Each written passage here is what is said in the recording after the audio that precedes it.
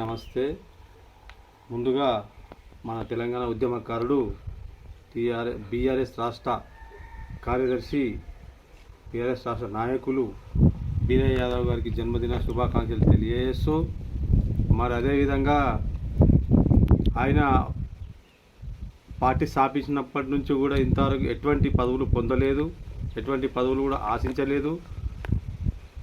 ఒకప్పుడు ఎమ్మెల్యేగా ఆశించినప్పుడు అయినా కూడా పార్టీ ఆదేశాల మేరకు విరమించుకుంటూ, ఎంపీగా ఆశించినా కూడా పార్టీ ఆదేశాల మేరకు విరమించుకుంటూ, అయినా ఇంతవరకు మా గొల్లకుర్మ సామాజిక వర్గానికి చెందినటువంటి వ్యక్తి అయినటువంటి బీరయ్య యాదవ్ గారికి ఎటువంటి పదవులు కూడా ఇప్పటి వరకు లభించలేవు. సీనియర్ ఉద్యమకారుడు సంగారెడ్డి నియోజకవర్గంలో ఎవరు అంటే బీరయ్య యాదవ్. ఉమ్మడి మెదక్ డిస్టిక్ లోపల ఆయన పేరు చెబితే దద్దరిల్లుతుంది. అటువంటి వ్యక్తి బీరయ్య యాదవ్.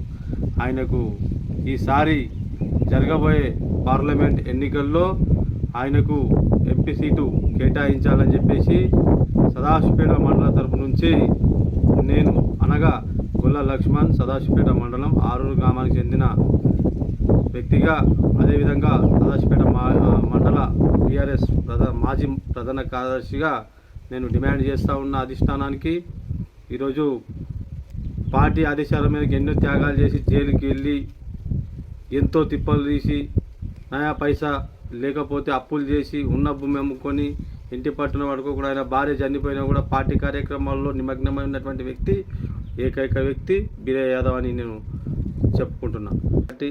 పార్టీని ఎల్లవేళలా కాపాడుకుంటూ వస్తున్నటువంటి బీరయ్య యాదవ్కు టికెట్ ఇవ్వాలని నా తరఫున నేను డిమాండ్ చేస్తూ, జై తెలంగాణ, జై బీరయ్య యాదవ్, జై కుర్మ.